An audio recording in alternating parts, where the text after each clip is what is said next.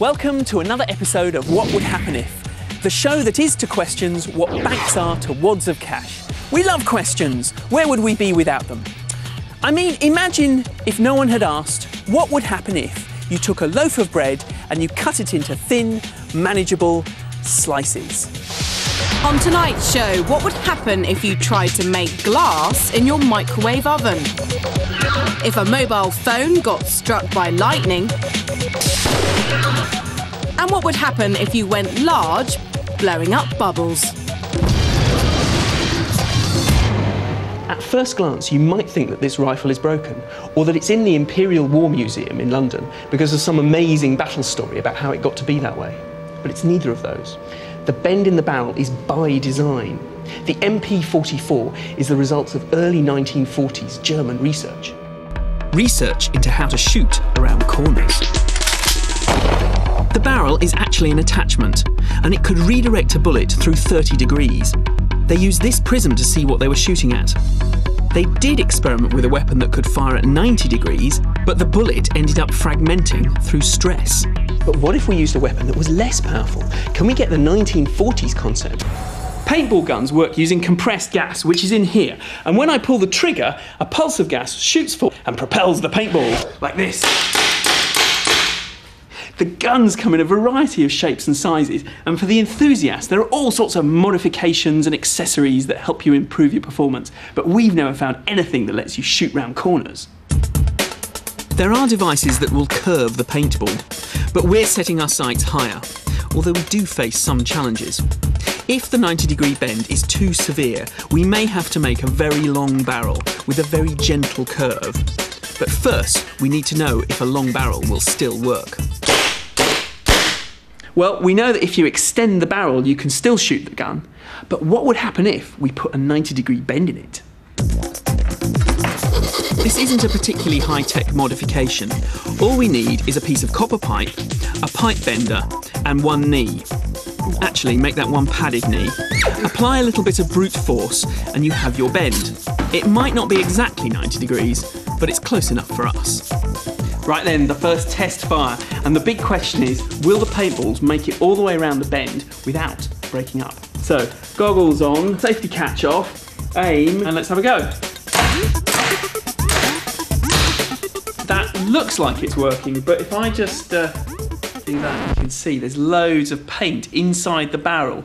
So, whilst the paint and the paintball is flying out the end of the barrel, still getting broken up inside there. So I think we're going to have to try a slightly smaller angle. The Germans managed a working model that went through 30 degrees, so it'd be good to go one better. We're going to try for 45.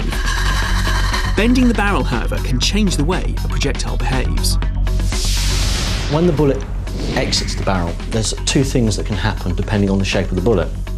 If it is a bullet-shaped bullet, it is trapped within the cylinder of the bore as it's going round the corner. So as it exits the barrel, it's going to continue pretty much in the line of flight. However, if the bullet was spherical, like a ball bearing or a paintball projectile, as it goes round this curve, it's going to start to roll in that direction. As it leaves the muzzle, it's still going to be rolling. So you have a projectile in free flight, still rotating in that direction.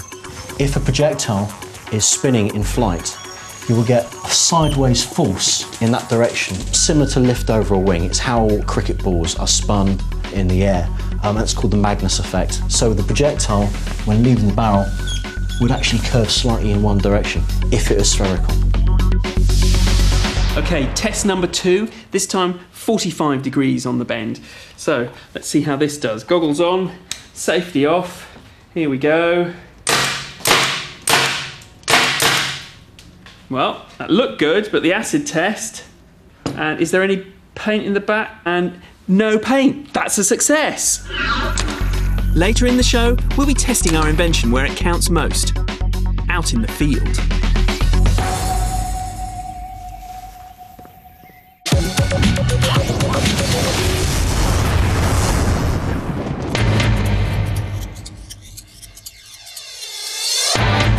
At At Liverpool University, England, there is a lab which is one of only a few in the world capable of providing a bolt of electricity up to 60,000 amps and 6,000 volts. It is, in effect, man-made lightning.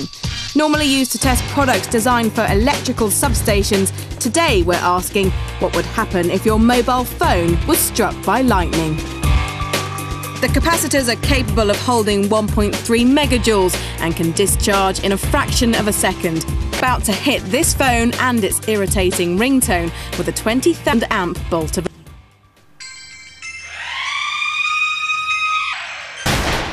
Now, it may look as though the phone has vaporised, but it hasn't. The energy of the strike knocked it off the table. We did try calling the phone back, but for some reason, it went straight to the message service. No problem, though. The phone is still under warranty.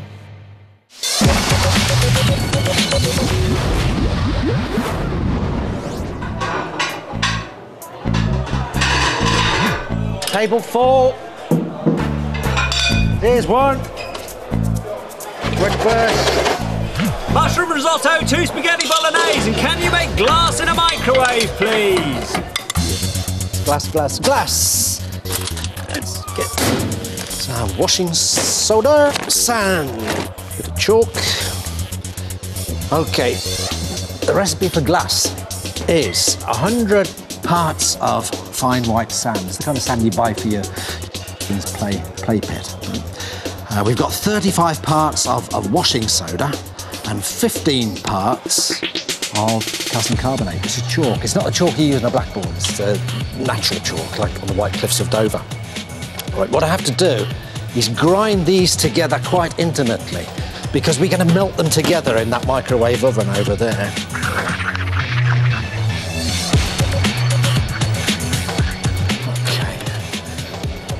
I spent about 15 minutes grinding this and my wrists are aching, so that's about ready. So we'll just put that to one side for a moment.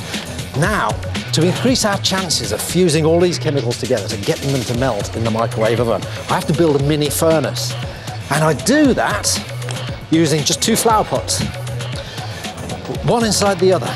I fill the flower pot with charcoal. Now is transfer just a small amount of this mixture, the washing soda, the chalk and the sand, in the bottom of that crucible. It's a porcelain crucible. And I bed that in there so that the top of the crucible lines up very roughly with the top of the flower pot. Because we want to get maximum temperature, as high a temperature as possible. So I'm going to actually cover this porcelain crucible with some more charcoal. So that's really well insulated, keeps the heat in. There we go. So that's our mini furnace. Fingers crossed, let's put it in the oven at the highest possible power. We'll put it on high power and let's give it a blast for 30 minutes. Let's see what happens.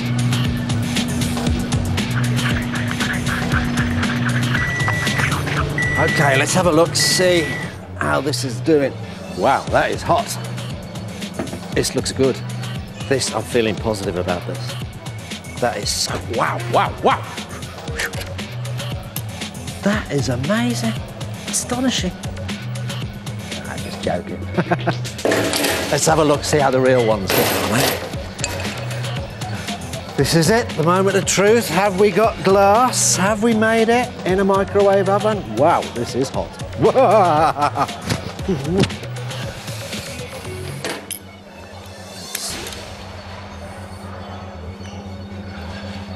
Whoa, look at that.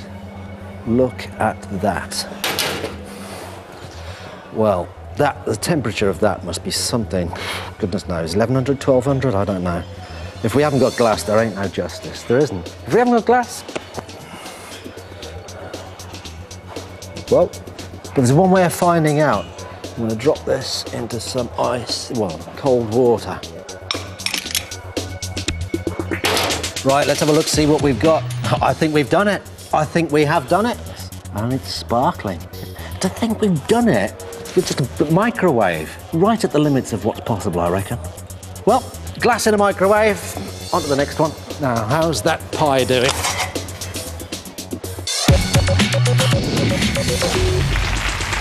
What would happen if you locked not one, not two, but 3 leading academics in a room and gave them 10 minutes to answer a hypothetical question?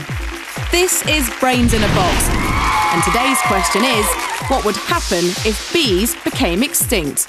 Time starts now. Parts of America, there are already 80% drop in the population of bees, so it's quite possible that this could happen. They pollinate a whole variety of food, almost a side effect, because what they actually want, of course, is a nectar. The plants that cattle feed on, if it means that it affects the whole food chain. You know, But grass doesn't need to be pollinated. Wheat and barley isn't pollinated by bees. No, not all crops are pollinated, but a large fraction of them. It's avocados, melons, almonds, coffee, vanilla, Peaches, apples. When bees stop pollinating, other pollinators that eat those things would also die off. But can't reproduce, for instance. The hive is really the animal, so the queen is the ovary of the hive. When bees go out, for instance, and find a food source, and they'll tell the rest of the hive, but there's lots of competition for that, because lots of different scouting parties will go out and they dance on the hive and tell them the exact direction to go in, taking into account mountains, for instance. Bees don't necessarily believe other bees. I mean, there's been some research where they put a load of honey in the middle of a lake on a boat, took some bees to it, they went back to the hive, could recruit no one. Because there would be something in the middle of the lake. Yes, and they wouldn't believe it. We'll leave our brains in a box while they draw up their top 3 conclusions, but here's what's still to come. What would happen if you tried to improve the aerodynamics of a rugby ball? If you went large with a child's bottle of bubbles? And what would happen if you took a gun that can shoot round corners into the battlefield? There's no computer model you can make. We just don't know enough. Of course, there are many. We gave 3 leading academics 10 minutes to answer the question, what would happen if bees became extinct? Presenting their conclusions is Professor Noel Sharkey. Well, the third conclusion, of course, is that we'd have no honey for people or for bears and all its beneficial effects. Well, the second conclusion, and none of these are very nice, is that food production could fall very dramatically because of the lack of pollination. The cost will be around about 100 billion per year, and that's not to mention the cost in lives. The most serious conclusion, number 1, is that this is very unpredictable and it could cause a complete collapse of the ecosystem with other pollinators dying, and so we would have nothing to eat at all.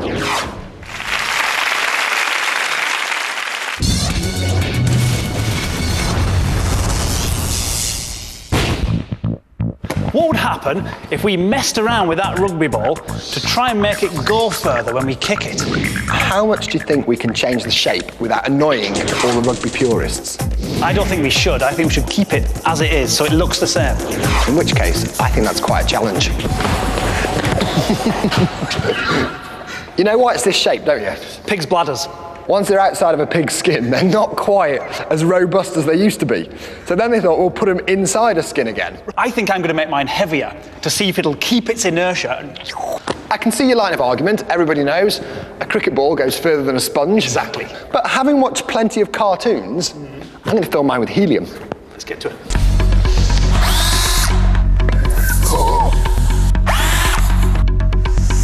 With a bit of this builder's expanding foam, I'm going to add some weight to mine. Isn't it carbon hexafluoride that's the ultra-dense gas? Be ace to have one with helium and one with carbon hexafluoride. Have we got any? No. I'll carry on with this. I'm going to put some screws in here, like that. That's going to increase its weight. Because that foam's like 90% air. Yeah, but this foam's going to hold my nuts and bolts in place. Oh, good work, Dr. Hill. Thank you very much. All right, Tom, you are our kicking machine. We simply can't be trusted to kick these things the same every time. This one is a perfectly ordinary rugby ball, except I've filled it with helium. It will fly like a zeppelin, and we'll never see it again. Mine, on the other hand, is filled with nuts and bolts. It's not going to want to stop. It's got that much inertia. If you kick a normal air-filled ball in a way that you know is completely repeatable, I mark where it's landed with a post, and then we'll be able to test them as to whether they go further or not quite so far. Sounds good. Grab that. Run up there, Jim.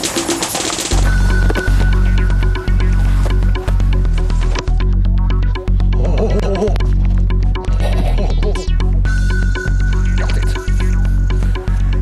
Right, that's the air-filled ball. Okay, Tom, this is filled with helium.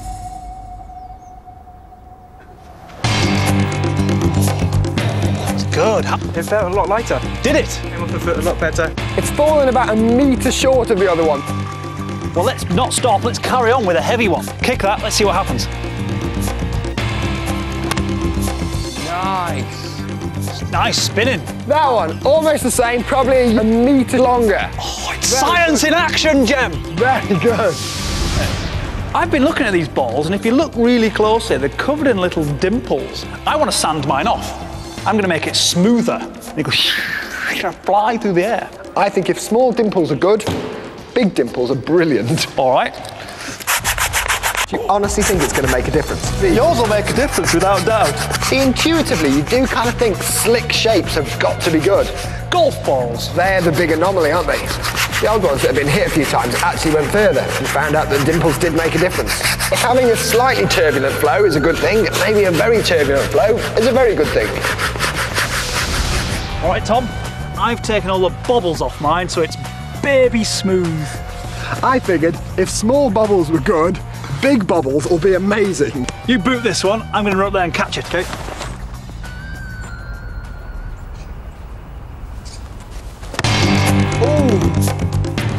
Oh, touchdown! Okay, it's a bit short. Okay, can you give us exactly the same kick with that one, please? Oh. Shorter again. That's dreadful. That's the worst one. Right, pinball's no good. No good. I've got a plan. I reckon if we stick more weight on the nose of it, it's got more chance of flying stably and it'll go further. I'm going to stick some stabilisers on the back. Look at that. I see it. So I'm moving the centre of gravity forwards and you're moving the centre of pressure backwards, as they say. That's what I thought, yeah. I'm amazed you're even in competition with me. Right, that's enough bolts in there. Fiberglass now. Man, look at that, that looks great. Wow, yours is a quick job. I think that's not going to stay on there. This is actually Thunderbird 16. I think that's pretty good. I wonder if I've overcooked it slightly. I think you smooth it round. Yeah, don't skimp on the aerodynamics. Yeah. That's looking rather good. All right, Tom, mine is a tail fin arrangement. It's like an arrow. Mine's like an arrow as well. I bought in some classic ballistics technology and chucked all the weight at the front. It's got a centre of gravity around about here now that's slightly compromised the handling of the ball. Do your best, I'll try and catch it.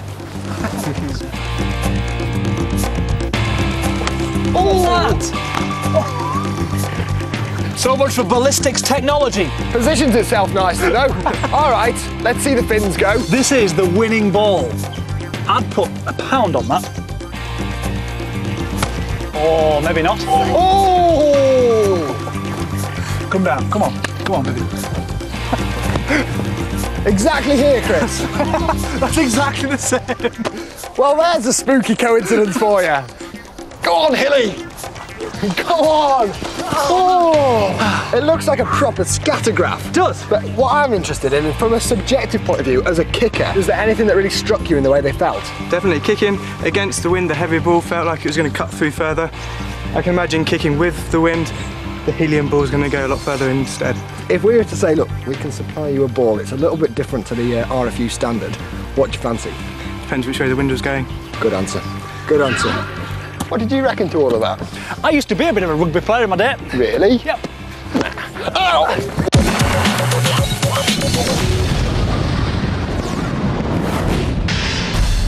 Big and small. Go large, where we see what would happen if we take a kid's toy and go that little bit bigger. Blowing bubbles. A uniquely satisfying way to enjoy the delights of washing up liquid without the unpleasant business of cleaning greasy cutlery. A thin film of water made flexible by the elastic properties of soap. Floaty bubbles are all very well, but there must be more fun to be had by going large.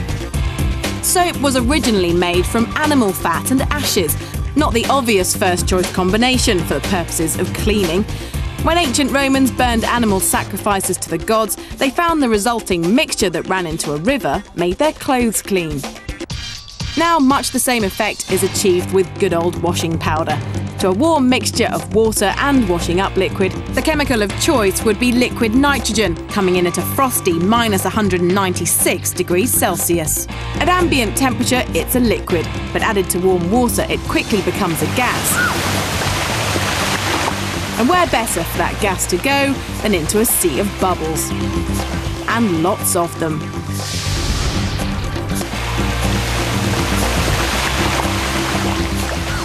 Foamy, frothy and abundant then. That's soap bubbles gone large.